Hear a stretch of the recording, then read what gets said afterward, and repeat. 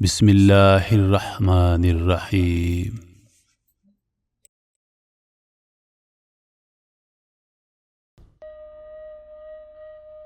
السلام علیکم معزز دوستوں، بہنوں اور روہیل وائس کے ساتھیوں۔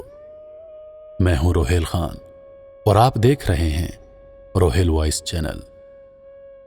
محترم دوستو، سب سے گزارش ہے کہ ایک مرتبہ درود پاک صلی اللہ علیہ وآلہ وسلم پڑھ لیجئے۔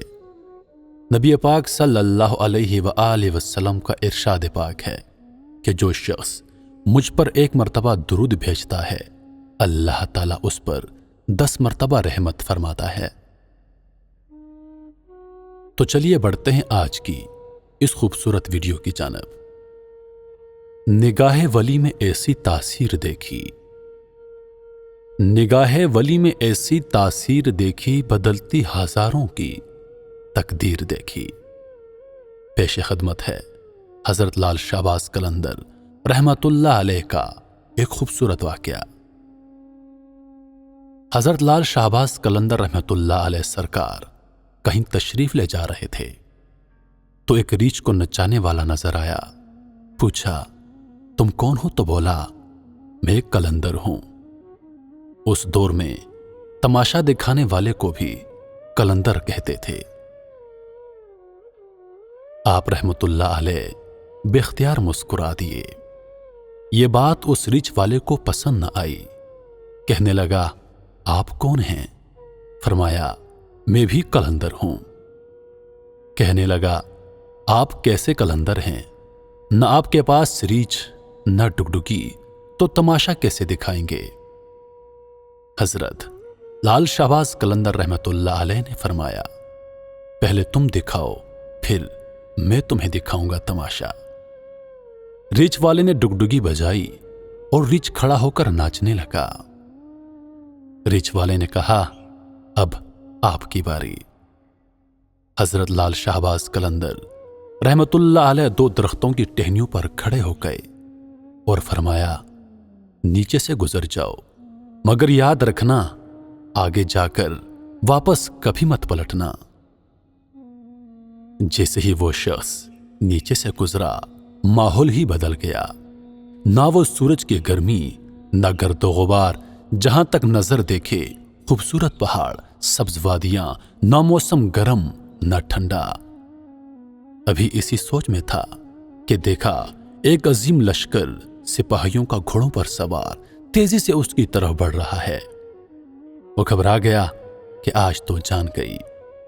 پاس پہنچ کر لشکر رکا اور سپاہ سالار آگے بڑھا، اس سے پہلے کہ وہ کچھ کہتا۔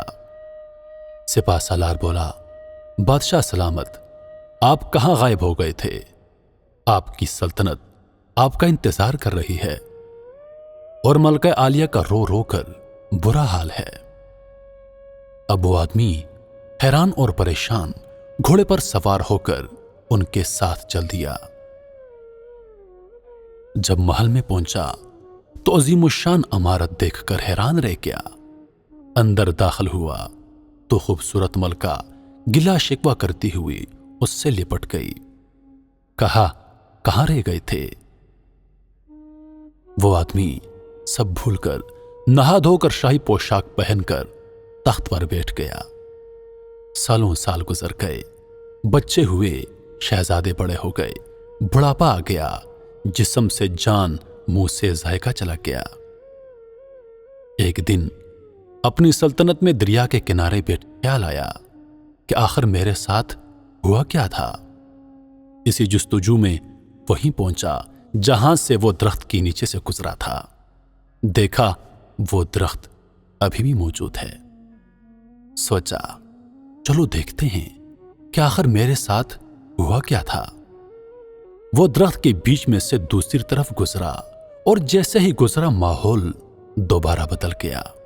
وہی وقت، وہی مقام، سامنے اس کا ریچھ اور ڈگڈگی پڑی ہے۔ وہی گرمی، وہی گرد و غبار۔ پیچھے دیکھا تو حضرت لال شہباز قلندر سرکار رحمت اللہ علیہ کھڑے تھے۔ اس آدمی کی حالت خیر ہو گئی۔ بولا، جناب، میری سلطنت، میری ملکہ میرے شہزادے کہاں گئے؟